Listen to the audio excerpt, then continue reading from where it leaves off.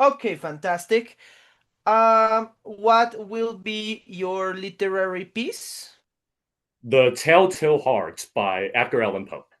Telltale Heart, Edgar Allan Poe. Okay, great. Yeah, so whenever you're ready. Sense of guilt is a human nature, even for a madman. Edgar Allan Poe uses the perspective of a madman to present a power of our inner guilt. The madman assassinated his roommate simply because he feared the vulture-like eye of that old man. Sometimes our greatest fear originates from the inside of our own heart. That irrational impulse could twist our character so that we don't even know ourselves. I am bringing you The Telltale Heart by Edgar Allan Poe. Remember, I'm telling you a horror story. It is my honor to be your nightmare. True, nervous, very, very dreadfully nervous I have been and am. But why will you say that I am mad? The disease has sharpened my senses, not destroyed, not dulled them. Above all was the sense of hearing acute. I heard all things in the heaven and in the earth. I heard many things in hell. How then am I mad? Hearken, and observe how healthily, how calmly, I can tell you the whole story. It is impossible to say how first the idea entered my brain, but once conceived, it haunted me day and night. Object there was none, passion there was none. I loved the old man. He had never wronged me. He had never given me insult. For his gold, I had no desire. I think it was his eye.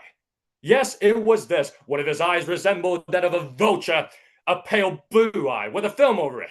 Whenever it fell upon me, my blood ran cold, and so by degrees, very gradually, I made up my mind to take the life of the old man and thus rid myself of the eye forever. Now, this is the point. You fancy me mad. Madmen know nothing.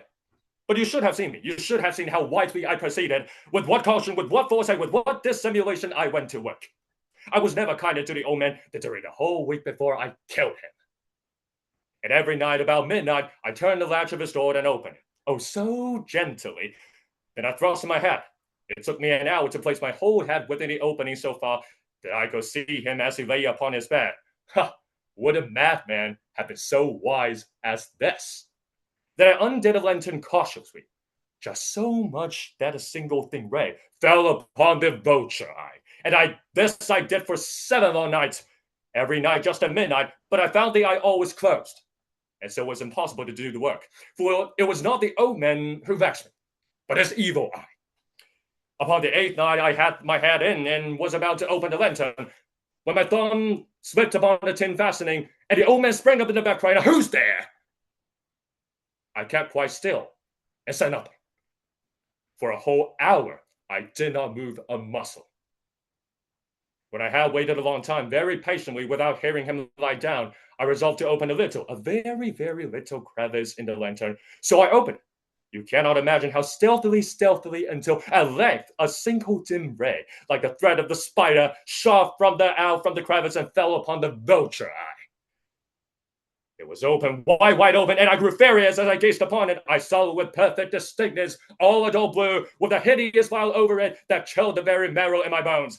And now have I not told you that what you mistake for madness is but over the keenness of the senses? There came to my ears a low, dull, quick sound, such as the watch makes whenever roped in cotton. I knew that sound well. It was the beating of the old man's heart. The beating grew louder, louder. I thought the heart must burst, and now a new anxiety seized me. The sound would be heard by a neighbor. The old man's hour had come.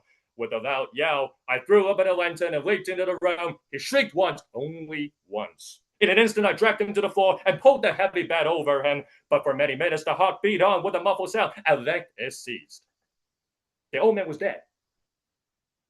If you still think me mad, you'll think so no longer when I describe the wise precautions I take for the concealment of the body. I dismembered the corpse.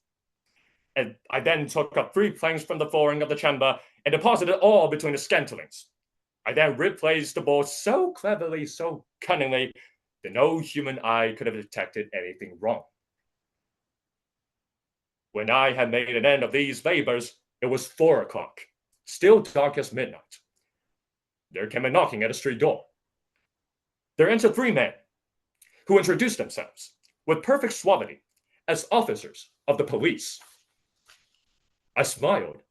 For what had I to fear? I bade the gentleman welcome. I said the shriek had been my own in a dream. The old man I mentioned was absent in the country. I led them in length to his chamber. In the enthusiasm of a confidence, I brought chairs into the room and decided them here to rest from their fatigues, while I myself, in a wild audacity of my perfect triumph, placed my own seat upon the very spot beneath which reposed the corpse of the victim. The officers were satisfied my manner had convinced them I was singularly at ease. But ere long, I felt myself getting pale and wished them gone. My head ached. I fancied a ringing in my ears. It continued. It became more distinct, until at length I found that the noise was not within my ears. No doubt I now grew very pale, but I talked more fluently and with a heightened voice. Yet the sound increased, and what could I do? It was a low, dull, quick sound, much such a sound as a watch makes when enveloped in cotton. I gasped for breath, and yet the officers heard it not. I talked more quickly, more vehemently, but the noise steadily increased. I arose and argued about trifles, but the noise steadily increased. I arose and argued about trifles, but why would they not be gone? I paced the floor to and fro with my heavy strides, but the noise steadily increased. Oh God, what could I do? I foamed, I raved, I swore. It grew louder, louder, louder, and still the men chatted pleasantly and smiled. Was it possible they'd heard not? Was it possible? Almighty God, no, they heard, they suspected, they knew. They were making a mockery of my horror. I could bear those hypocritical smiles no longer. I felt that I must scream or die. And now again, hark, louder, louder, louder, louder. Villains, I shriek, dissemble no more. I am in the deep tear of the planks. Here, it is the beating of his hideous heart. Thank you. Thank you very much for that.